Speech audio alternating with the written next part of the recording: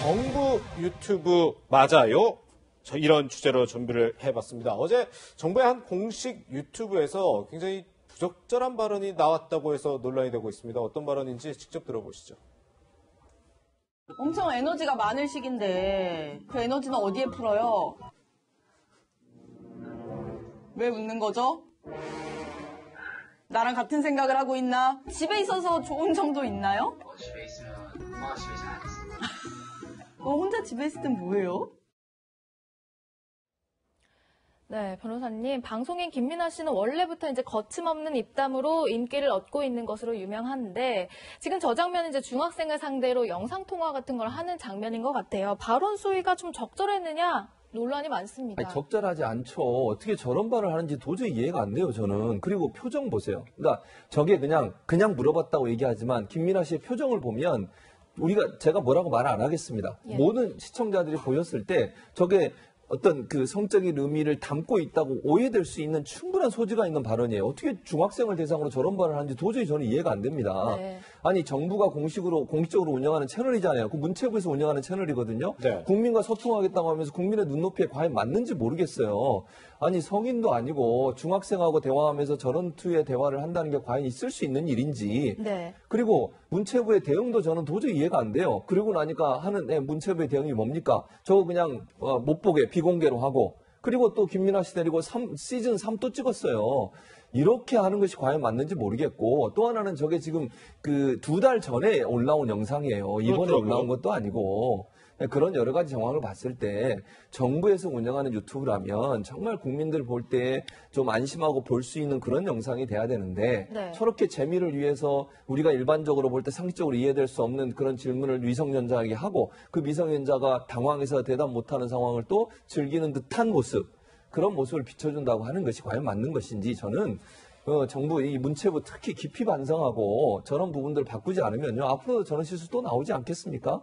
누가 됐든 중요한 건 운영하는 운영자가 제대로 된 시스템을 갖춰야 되는데 그런 부분이 없어서 너무 안타깝다 이런 생각이 듭니다. 네. 네. 그러니까 이 영상이 처음 게재된 게 대한민국 정부라는 공식 유튜브 사이트에 게재된 게 5월 1일이고 어제 이게 비공개 처리됐으면 어제가 7월 1일이니까 정확히 2달 동안 방치가 돼 있었으니까 정부에서는 저게 문제가 될 거라 상상도 못했을까요? 그러니까 뭐 얘기가 들어보니까는 뭐 현장에서 어머니도 있었다고 얘기를 해요. 예. 그 화상 채팅을 할 때 어머니도 있었는데 뭐 별 말씀을 안 해서 넘어갔다 그렇게 얘기를 했는데 이거는 핑계에 정말 불과하다고 생각을 하고 저런 일이 벌어졌던 이유는 이게 지금 정부에서 국민들과의 소통을 위해서 만든 채널이라 그러잖아요. 네. 소통을 하기 위해서는 일단 구독자 수가 많아야 돼요. 많은 사람이 있어야 돼요. 근데 구독자 수를 늘리려면 유튜브라는 거는 사람들이 어떤 정보를 얻기 위해서 보는 게 아니라 순간순간 그 무료함을 달래기 위해서 보는 경우가 많거든요. 네. 그러면 일단 재밌어야 된단 말이에요. 그럼 우리 재밌게 만들자. 어떻게 하면 자극적으로 사람들을 끌어올 수 있을까?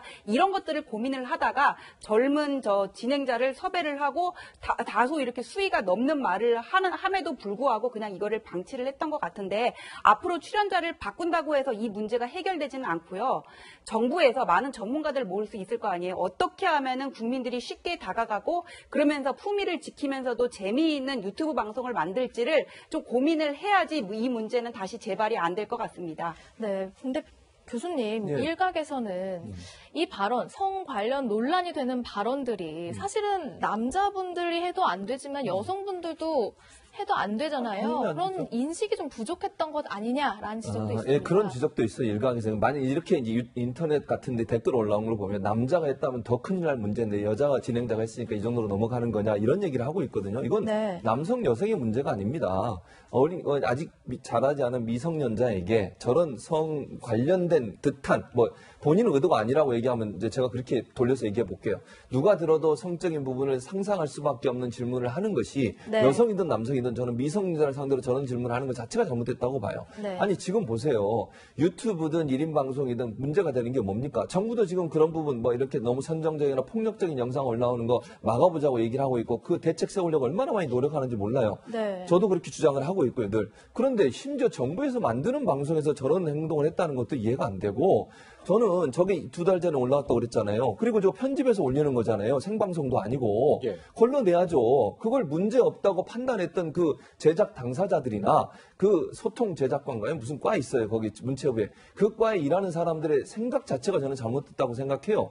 저게 그렇게 찍혔다 하더라도 나중에 편집하는 과정에서 이게 문제가 될 수도 있겠구나. 그러면 그걸 편집을 했어야죠. 생방송도 아닌 방송에서 저렇게 나가서 저런 방송에 계속 올라와 있었고 2개월 내에 있다가 나중에 문제가 됐다? 근데 그것도 어물쩍 넘어가려고 한다? 저는 이런 태도로 일하게 되면 정부가 열심히 노력한 모든 것이 그 과 하나 때문에 흔들리게 되는 겁니다. 그리고 정부나 방송통신심의위원회도 이런 폭력적이고 선정적이고 이런 방송들 어떻게든지 걸러내려고 노력하고 있는 상황에서 정부가 운영하는 유튜브 채널이 저런 방송을 내보냈다고 하니 더 화가 나는 것이고요. 네. 정부 시책과 맞지 않는 행동을 하는 부분은 반드시 바로잡아야 됩니다. 네, 이번 논란과 관련해서 물론 진행자 본인 김민아 씨는 이렇게 이야기했습니다. 개인적인 영역을 방송이라는 이름으로 끌고 들어와서 희화화시키려 한 잘못을 분명히 인지합니다. 그리고 가족과 학생에게도 반드시 사죄드리겠다라고 밝혔고요. 또 정부 또한 불편을 끼쳐드려 대단히 죄송하고 앞으로 세심한 주의를 기울이겠다라고 해명을 내놨습니다. 네. 아무래도 최근에 이 성 관련 발언 그리고 사건에 대해서 더 이렇게 엄격한 인식이 좀 필요한 시점이기도 합니다. 최근에 이른바 N번방 사건도 있고 그랬었죠. 그런데 그 N번방 사건 많은 분들 다 알고 계시겠지만 정말 이 피해자들에게 있어서는 안 되는 일을 한 사건인데 이와 유사한 수법으로 피해자를 이게 뭐 성희롱을 하고 추행을 한 그런 남성이 이 중학생 미성년자에게 범행을 저질렀는데 이게 굉장히 또 솜방망이 처벌이라는 논란이 있는 사건이 있더라고요. 네, 이 사건이 뭐냐면은 저 피고인 남성이 SNS로 13살 그 소녀를 만나게 됐어요. 그런 다음에 이제 본인이 뭐 여성과 이렇게 사귀는 것처럼 처음엔 그렇게 얘기를 했다는 거예요. 네. 아직 13살이니까 어떤 성 정체성이라든지 관념이 제대로 잡혀있지 않을 거 아닙니까? 그러면서 신체 부위를 촬영을 하고 동영상을 찍어서 보내라 이렇게 요구를 합니다. 근데 여성이 이렇게 소녀가 계속 이걸 이렇게 보내다가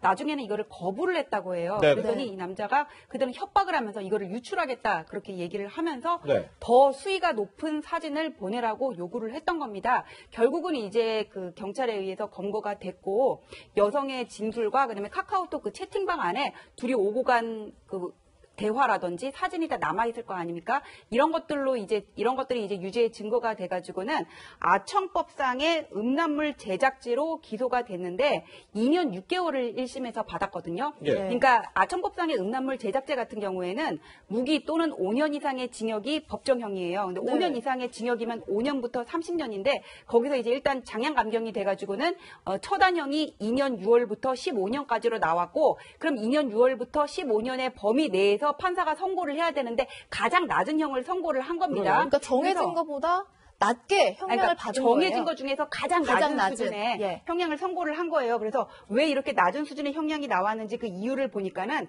반성을 하고 어디다가 유출한 것도 아니다 그렇게 돼 있고 이 사람이 고도 비만이라고 합니다. 저 남성이 예. 외모 컴플렉스로 인해서 오프라인이 아닌 온라인상으로만 사람들을 접촉을 하다가 경솔함에 이 같은 범행을 저질렀다 이런 부분이 있는 거예요. 네. 그래서 1심에서 이런 것들을 감안해서 2년 6월 땅땅땅 선고가 됐고요.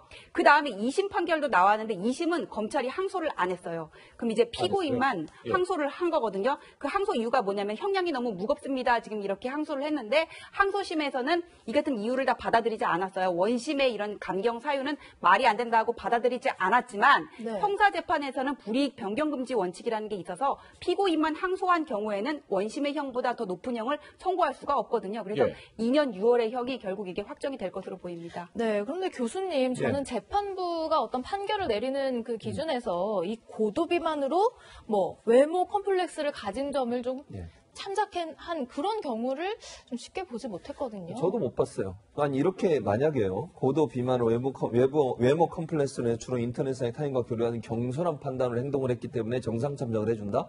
그러면요, 이 사람이 어느 정도의 비만인지 모르겠습니다만 예. 우리 사회에 그럼 비만으로 고민하고 있고 하는 분들이 다 이럽니까? 이거는 말이 안 되잖아요. 이게 감경 사유가 돼버리면요, 그런 분들이 만약 범죄를 한다고 하면 그런 분들에서 모두 다 감경을 해줘야 되는 겁니까?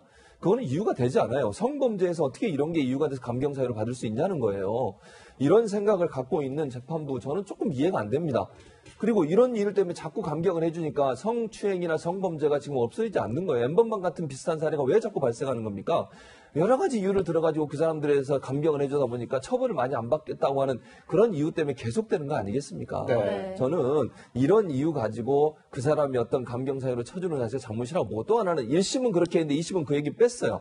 그런데 중요한 건 결국 형량은 똑같아요. 그것도 저는 이해가 안 돼요. 그러니까 이게 정상참작이 안 됐다고, 스스로 인한 컴플렉스를 커졌다고 해서 그게 감경사유가 될 수 없다고 얘기하고 결국은 형량은 똑같이 하는 것은 또 어떤 이유인지, 제가 그냥 법조인은 아니지만 그냥 시민 한 사람으로서 시민의 법강경으로 말씀을 드리면 이런 이유가 이해가 안 된다는 겁니다. 네. 좀 이런 부분에 있어서 법의 좀 형량도 대법원이 좀 잘 양형위원회도 잘 만들어서 이런 부분에 처벌이 좀 잘 될 수 있도록 하는 필요가 있다는 생각이 듭니다. 아니, 네. 2년 6월이 유지가 된 거는 이제 법원을 탓할 게 아니라 검찰이 항소를 안 한 부분을 탓해야 돼요. 이게 불이익 변경금지 원칙이라는 게 있어서 피고인만 항소한 경우에는 애초형보다 불리하게 선고를 할 수가 없거든요. 그래서 왜 검찰이 이 문제에 관해서 항소를 하지 않았는지 이 부분을 좀 탓할 수 있을 것 같고, 네, 예. 제가 생각을 할 때 1심 재판부는 고도 비만 이거보다는 고도 비만으로 인해서 외톨이처럼 사람을 거의 접촉하지 않았던 그 상황을 감안을 한 것 같은데, 문제는 뭐냐면은 그럴 수밖에 없었던 게 어떤 질병이라든지 외부 인력에 의한 게 아니라